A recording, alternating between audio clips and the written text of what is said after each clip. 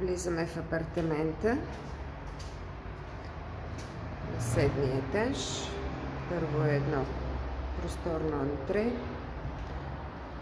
Вдясно има баня с туалетна. Пред нас е голям хол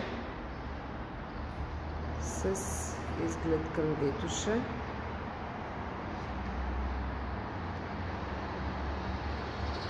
Вдясно от хола имаме 15 квадратни метра спалня.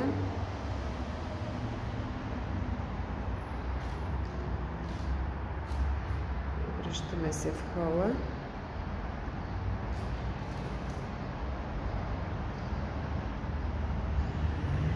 Срещу нас е второ антре, преддверие към две спални с баня и туалетна в средата.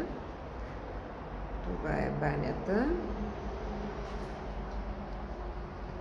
Вдясно е втората спалня с леки скосявания и доста светли прозорци, също с изглед към Витоша.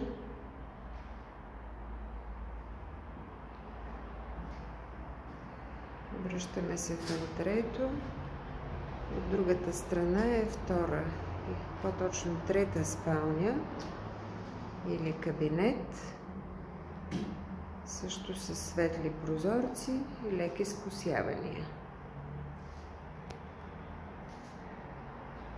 Връщаме се отново в хола.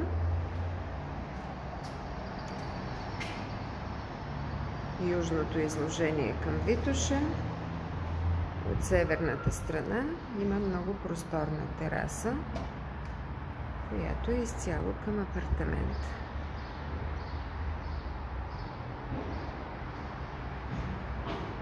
Обратно към входната врата.